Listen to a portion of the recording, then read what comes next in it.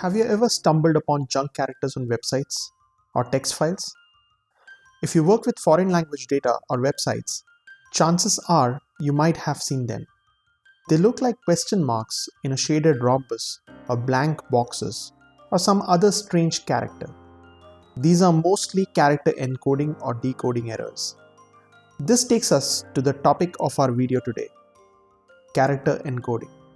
Hello everyone, I'm Sharad from Learner Mantis, and in this video we will look at what character encodings are, what are ASCII and Unicode, and the different implementations like UTF-8, UTF-16 and UTF-32, what are variable width encodings versus fixed width, and a whole lot more about character encodings.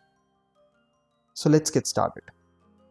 A character in computers is any letter, number, space, punctuation mark, or symbol that can be typed on a computer or displayed on output devices like a display or printer.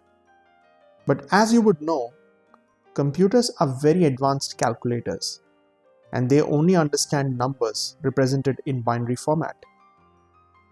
Then how do we translate characters into numbers? Well, the answer is encoding. Scientists developed a mechanism to translate characters into numbers by providing numeric codes to each possible character that could be represented on a device. Something similar to this, where each character has a corresponding fixed numeric value. Like the uppercase A would have a numeric code 65, uppercase B would have 66, and so on. These numbers are then converted to binary sequence and used or stored on a device or transmitted on a network. When retrieving the value back, the process will be reversed. For those who don't know how a numeric value is represented as binary sequence, let's have a quick primer on this topic of binary conversion. Binary representation means that a number is represented by a series of zeros and ones. Depending on the position of one, the value is calculated. Let's see an example. The numeric value 65 converted to binary would be represented as 1000001. What does that mean? Well, each of the digits in the binary code 1000001 represents a bit. The value that the bit represents depends on its position. Starting from the extreme right, the value of the bit is 2 raised to the power 0, which is 1. The bit second from right represents a value of 2 raised to the power 1, which is 2. Followed by 2 raised to the power 2, which is 4. Then 2 raised to 3, which is 8, and then 16, 32, and so on. But not all bits will be used to calculate the numeric value represented by the sequence of bits. The bit can either be in switched on state, that is with a value 1, or in switched off state, that is with a value 0. So in our example of the binary sequence, only the extreme right and the extreme left bits are in switched on state, whereas all other bits are 0, representing a switched off state.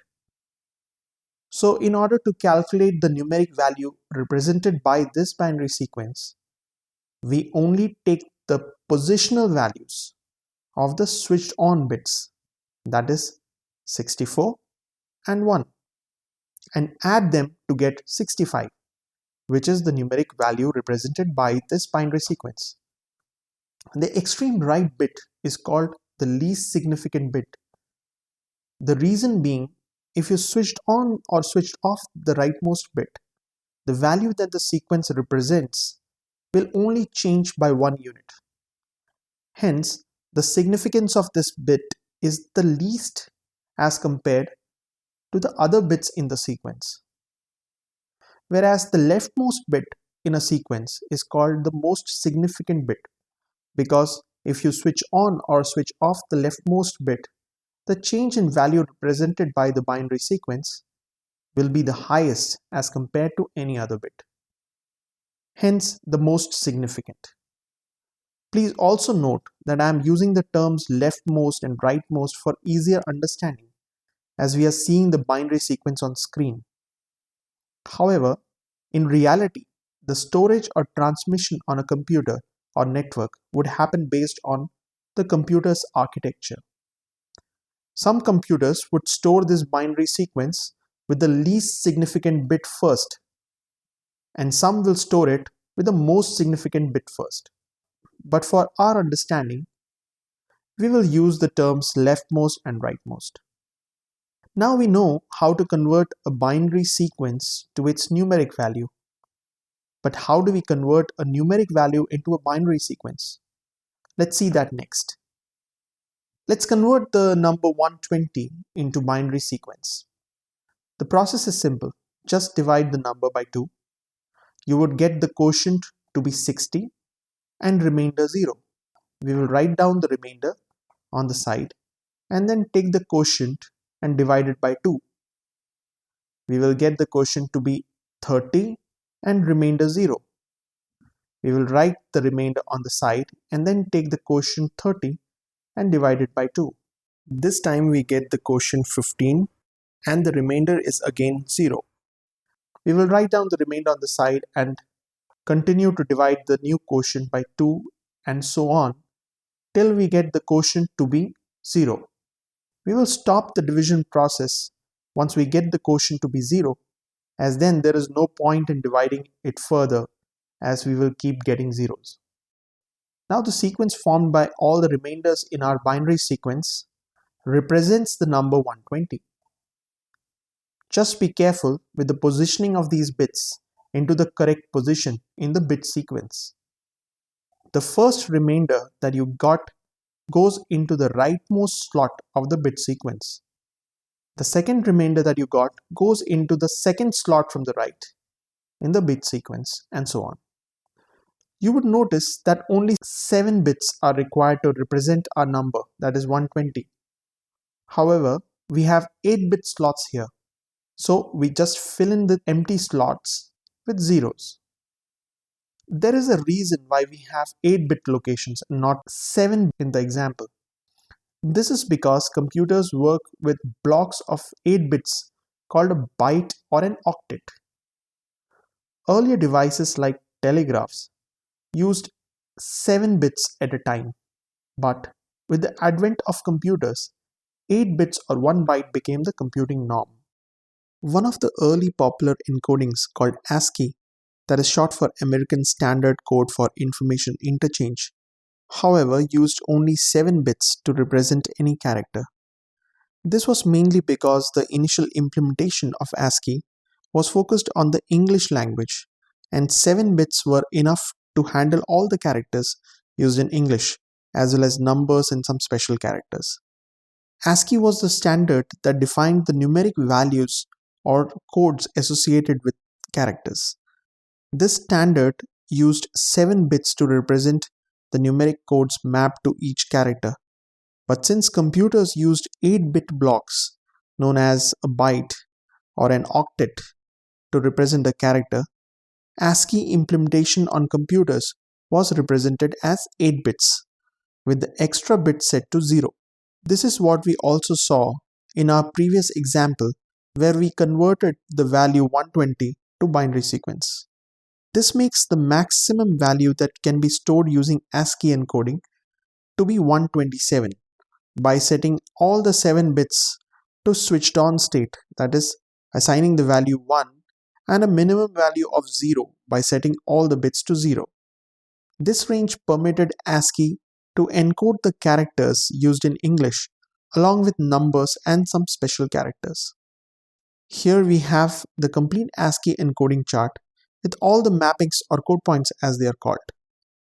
You can see the numeric codes or code points start from 0 and end at 127. The code points 65 to 90 represent the English alphabets A to Z in uppercase, whereas numeric codes 97 to 122 represent A to Z in lowercase. Codes 48 to 57 represent the numbers 0 to 9, and the first 32 code points, that is 0 to 31 represent special codes that were used for interacting with devices like printers and telegraph machines. Since most developments in computers were happening in the United States of America, the encoding standards were more focused around English script and symbols. Non-English languages like Japanese, Russian, German, and others were not considered in the early encodings. Hence, country-specific encodings were created by different organizations and countries to suit their needs and were called character sets. Microsoft implemented many of the country or language-specific encodings and were popularly known as ANSI code pages or Windows code pages to be more accurate, since the code pages were implemented as part of the Windows operating system. The code pages or code sets, as called by non-Microsoft platforms, defined a set of encodings that extended the ASCII encoding by using the additional 8th bit that was unused by ASCII, thus allowing a total of 256 code. In order to make these encodings compatible with ASCII, the first 128 codes were kept as it is from ASCII, and the remaining 128 codes were implemented for a particular language or set of languages, also called the code pages. Microsoft implemented the concept of code pages in their Windows operating systems in the mid-80s, thus allowing countries and cultures to have their own ASCII-compatible encodings. Apart from Microsoft, other manufacturers and developers like IBM, Apple also had their own character sets. In all, there were hundreds of these code pages or code sets or character sets that either extended the ASCII encoding or did not consider ASCII at all. The drawback was that these code pages or character sets could not work with each other. I'll explain with an example. The Windows code page 1252, also known as Latin 1 code page, extended the ASCII encoding to include characters used in European languages like Italian, Norwegian, Portuguese, Spanish, Swedish, German, etc. The code points from 0 to 127 were kept as it is from ASCII, and the remaining codes from 128 to 255 were used to encode characters used in the European languages. Another code page, known as Windows 1251, extended ASCII by creating code points for languages that use the Cyrillic script, such as Russian, Ukrainian, Bulgarian, etc. If you look at these two code pages side by side, you would see that the mappings for codes 128 to 255 have different characters in both the code pages, while the first 128 characters, that is 0 to 127, remain the same as ASCII. Hence, the code pages were also called extended ASCII. This technique worked for some time.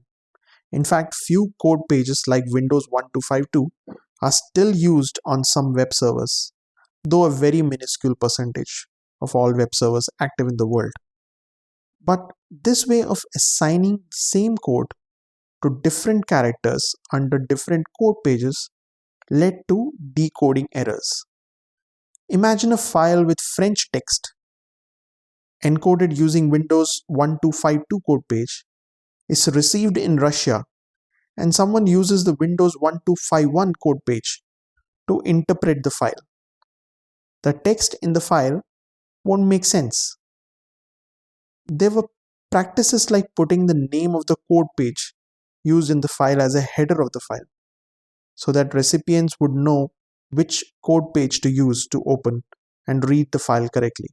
But that was not a universal solution, as computer manufacturers and operating system developers had different interpretations, and some code pages available on one operating system was not available on other operating systems.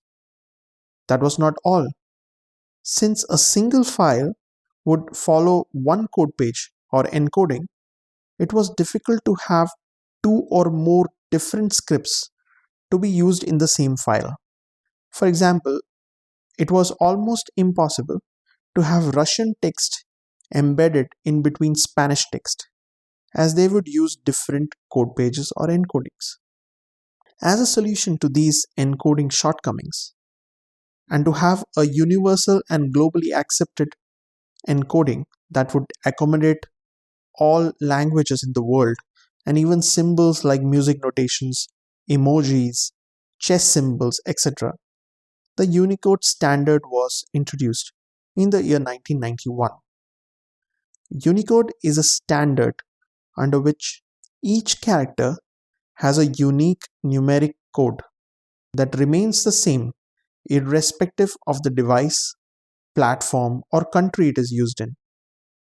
The Unicode standard is maintained by the Unicode Consortium, and all major tech and device manufacturing companies are a member of the consortium, thus ensuring that the Unicode standard is adopted and respected worldwide. Most of the operating systems, websites, and even mobile platforms support Unicode standard natively, thus making it the de facto standard of encoding. One thing to note though is that Unicode is a standard which specifies the unique number codes for characters, and not the implementation of the encoding, that is, on how the encoding will be represented in terms of bits of information. Let's see that in detail. As we saw previously, the predecessors of Unicode used 7 or 8 bits to represent the numeric codes for characters, which limited them to 128 or 256 characters. However, since Unicode was aiming to include all written languages on the face of Earth, and even other elements like symbols, emojis, it definitely needed more than 8 bits to represent the characters.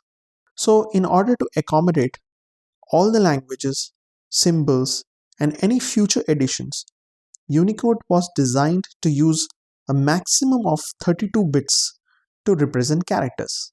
This meant that the maximum characters that could be defined using Unicode was 2 raised to the power 32, which theoretically is close to 4.2 billion possible characters.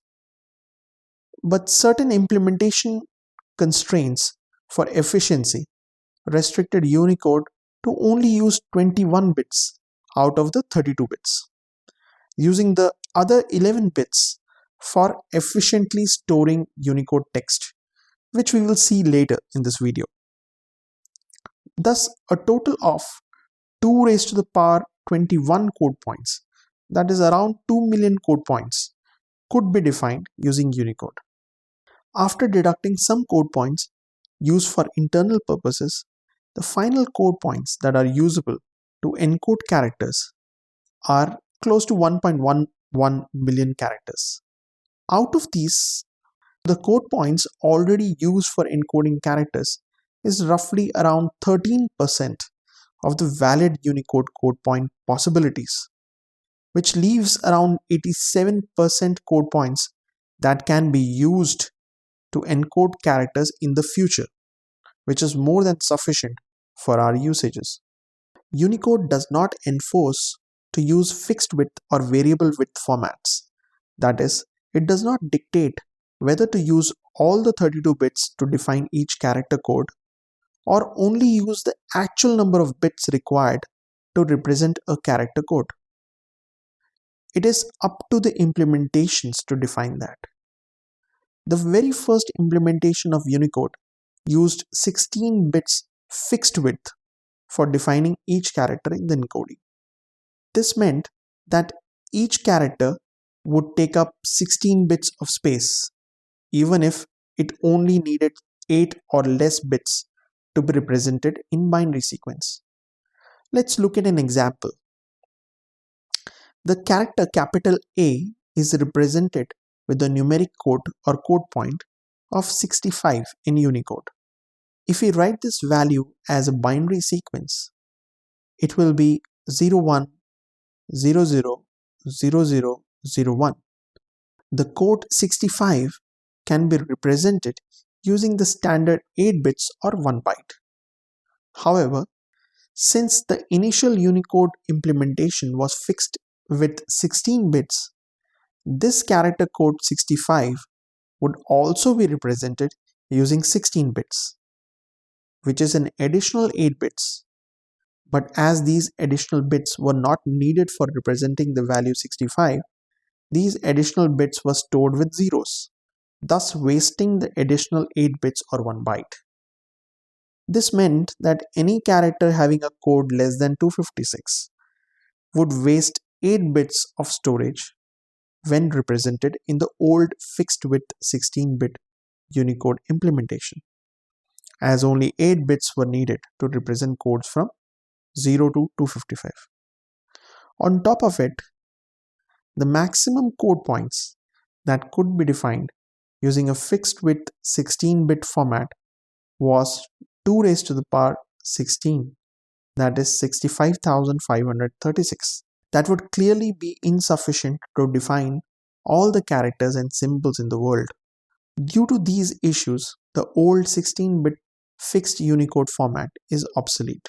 That's where the different Unicode implementation formats called Unicode transformation formats like UTF-8, UTF-16, UTF-32, and some national formats like GB 18030 came into picture.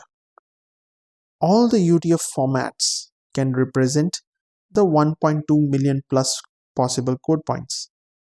These formats all implement Unicode, but with different ways of representing each character in binary sequence. UTF-32 is similar to the initial Unicode implementation, but uses 32 fixed bits to represent any character, thus wasting a lot of space, especially if the text being encoded needs only 1 or 2 bytes to be represented.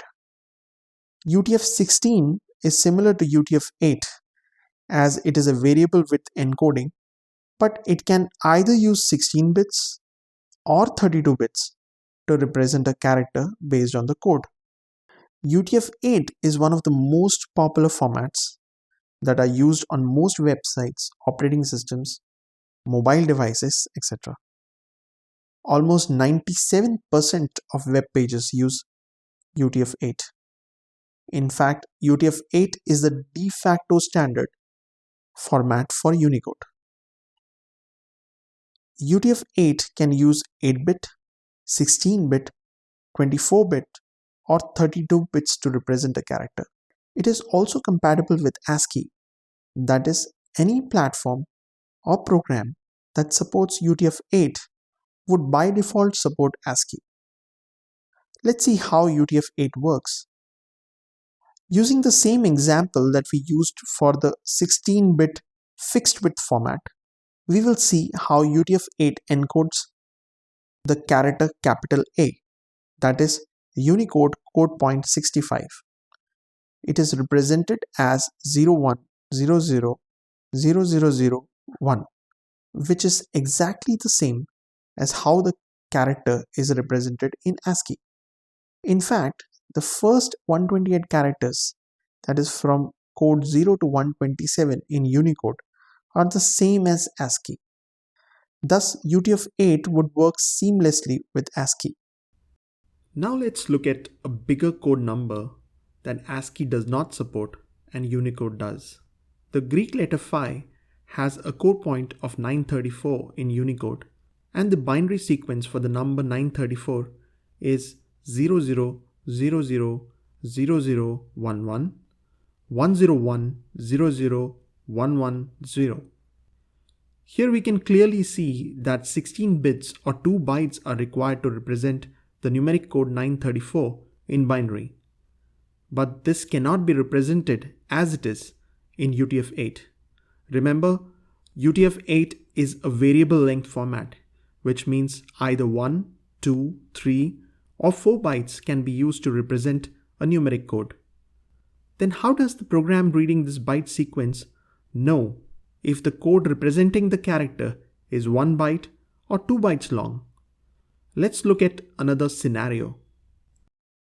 Let's say we want to write two characters onto a text file, and the characters are A and the Greek capital letter phi. Internally, the computer will look at these as a sequence of binary values. Let's put the binary values for these characters as it would appear to the computer. The first 8 bits represent the binary sequence for numeric code 65, which represents the capital letter A in Unicode. Then the 16 bits that together represent the binary sequence for the numeric code 934 that represents the Greek capital character phi. So far so good. But now when another program reads this file, how would it know that the first 8 bits represent one character and the next 16 bits represent another character? It may simply treat it as 3 different characters, each represented by an 8-bit sequence. This is where UTF plays a nice trick to define these binary sequences. When a program writes using UTF-8 format, it uses few of the bits on the left of each byte as markers required to interpret the character as 1, 2, 3 or 4 bytes. Let's see how. Let's take the example of the capital character A, which is represented by this binary sequence. For transforming this to UTF-8, you need to identify the first non-zero bit in the sequence from the left. In this case, it is the second bit from left. Now count the number of bits till the end of the sequence, including the first non-zero bit from left. In this case, we get the count as 7. This means that the binary sequence is for a code that can be expressed with 7 bits. So, as per UTF-8 rules, if the count is less than 8, you only need 1 byte to express the original binary sequence in UTF-8 format. Now copy the original binary sequence bits one by one from the right into the UTF-8 binary format till you reach the first non-zero bit on the left. Once you reach the first non-zero bit from left, fill in any blank bits with zeros. This is how you transform a binary sequence to UTF-8 format. But wait, isn't the UTF-8 format the same as the original binary sequence? Yes, you are right, and that is by design, but only for those codes that can be represented using 7 or less bits. This is because ASCII codes are represented using 7 or less bits, and since Unicode also has the same codes as ASCII for the first 128 codes, the designers of UTF-8 wanted UTF-8 to resemble exactly the same as ASCII for the codes between 0 to 127, which are the only codes that can be represented using 7 or less bits.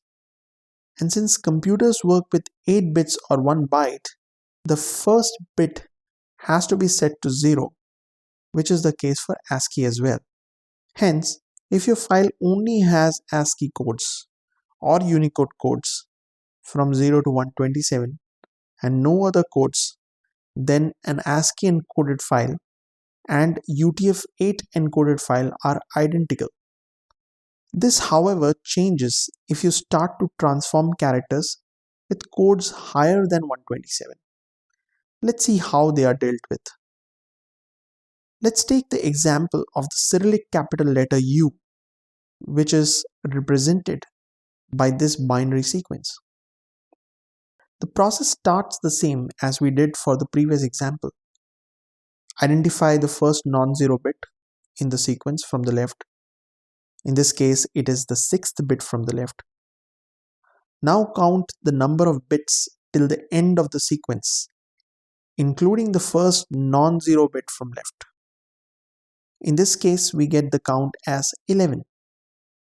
So, as per UTF-8 rules, If the count is more than 7 and less than 12, you need 2 bytes to express the original binary sequence in UTF-8 format. Since now we are using more than 1 byte, we need to place some marker bits before we copy the bits from the original binary sequence. To mark the byte which starts the binary sequence, we put the value 1 equal to the number of total bytes in this sequence. So since this sequence has 2 bytes, we will put 2 ones at the leftmost bits followed by a 0 to separate the markers from the actual value.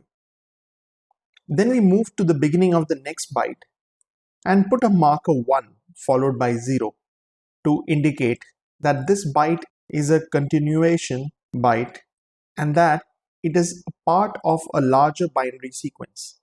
Once the marker bits are set, copy the original binary sequence bits one by one from the right into the UTF-8 binary format.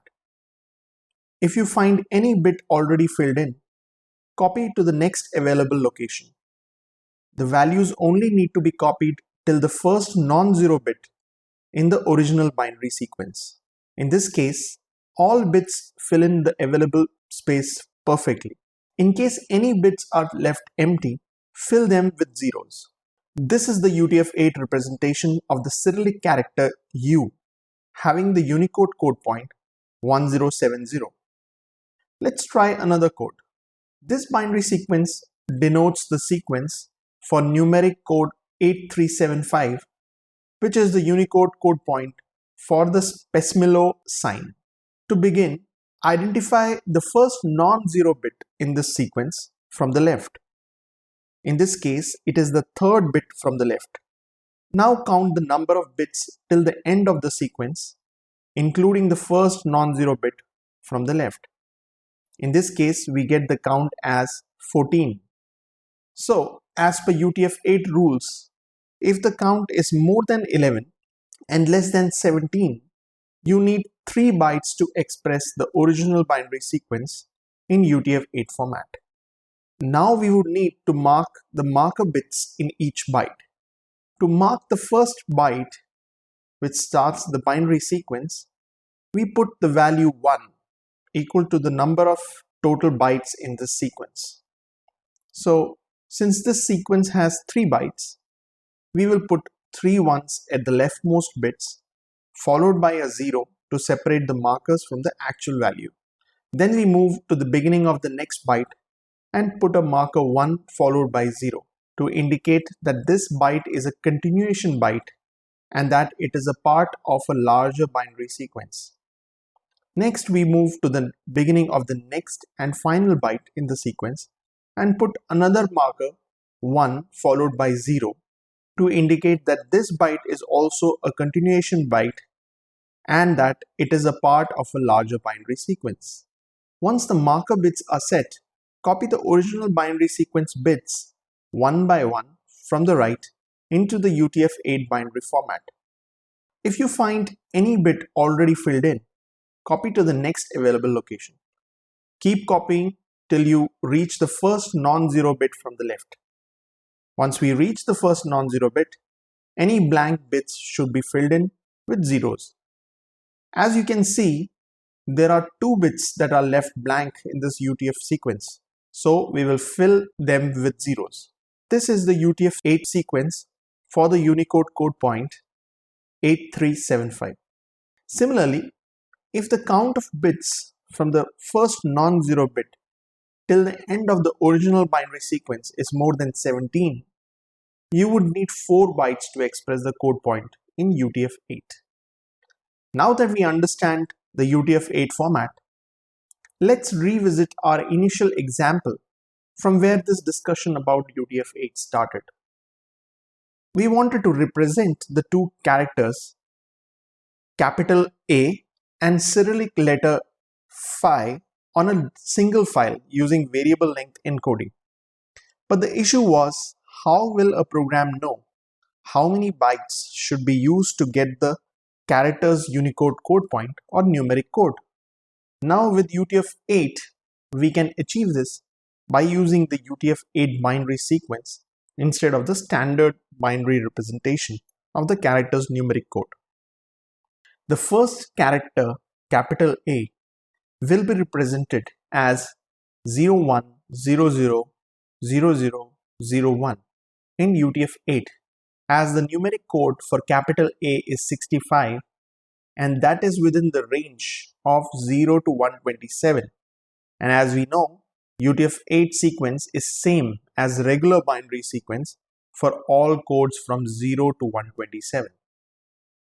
The second character, phi, which has a numeric code 934, will be represented as the following UTF-8 binary sequence using the UTF-8 transformation rules we just learned.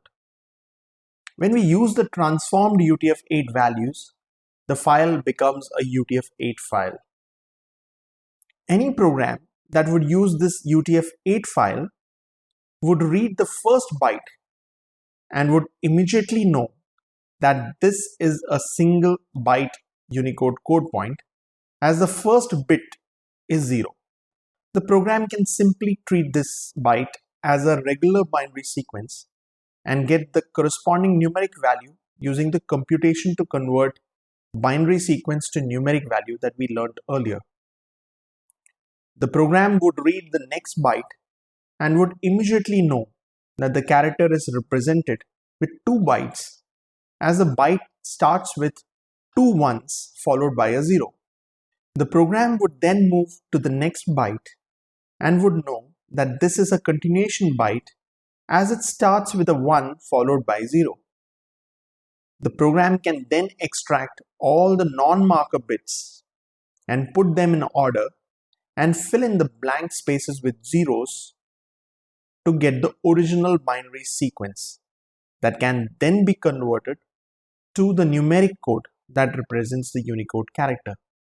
The UTF-8 format also makes it possible to even track back from any byte to the parent byte, or the byte from which a character code begins, by using the marker bit patterns like byte beginning with 0 or 110 or 1110 or 11110 are all parent bytes, or the bytes at which the character code begins.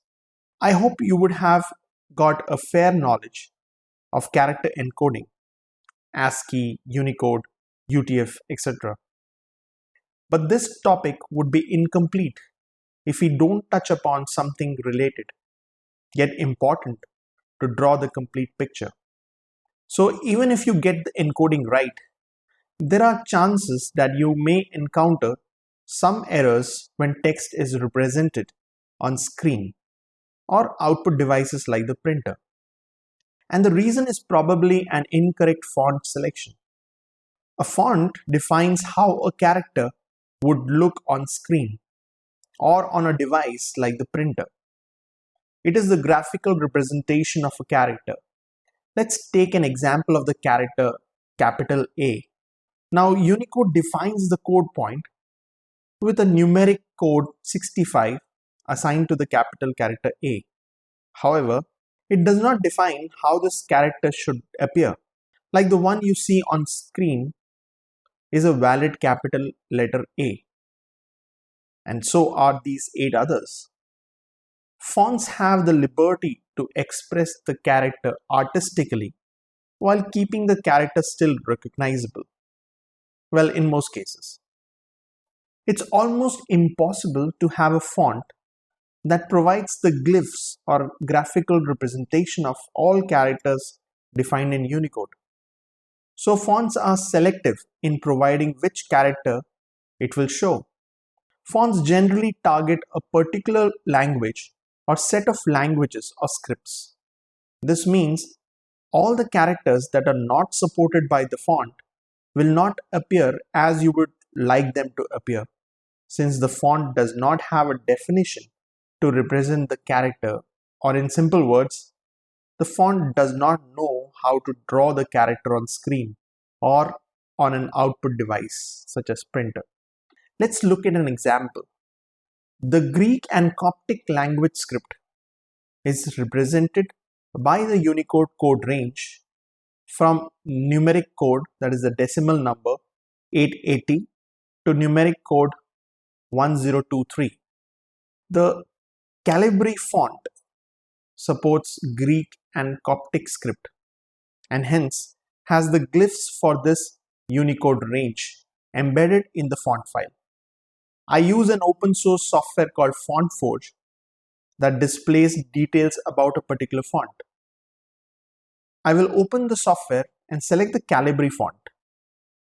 This opens the font file and displays the various glyphs provided by the font. If you select the menu element and then select font info, the software shows you details about the font. One section here provides details about the Unicode ranges that this font implements. As you can see, the Calibri font implements glyphs for a lot of Unicode code ranges. We are particularly interested in the code range that implements the Greek and Coptic script. When we click on this listing, the software highlights all the glyphs or characters in this code range. We will check on the Greek capital letter phi to see its details.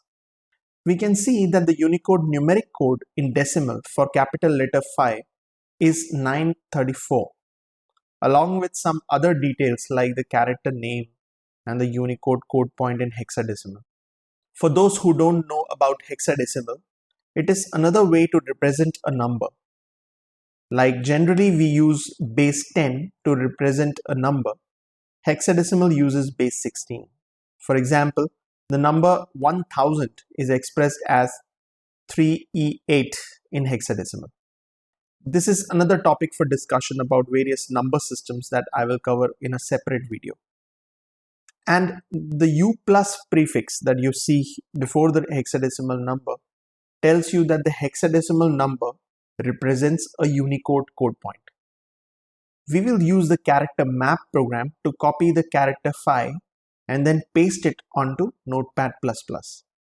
But before that, let's set the default font for Notepad++ to Calibri, as we want the character phi to be displayed in Calibri. We will go to the settings, style configurator, default style, and then set the font to Calibri. Now let's go to the character map. Then select the character phi and copy it to the clipboard. Now we will paste it to Notepad++. You see the character is successfully displayed using the Calibri font. Now let's try to represent the same character using an old font called Courier. We will again go to the style configurator and change the font to Courier. Now you see a black block instead of the character phi. Why did this happen? Is this an encoding problem? Well, no. The character is still Unicode code point represented by decimal number 934, which is the Greek capital letter phi. So let's see what happened. Let's open the Courier font in FontForge. When we check the Unicode ranges that this font implements, you won't see the Greek and Coptic script range implemented. This is the reason why you got a black block instead of the character phi. Many programs use font substitution, where they select the most appropriate font that can display a character when they find that the selected font does not implement the character being displayed.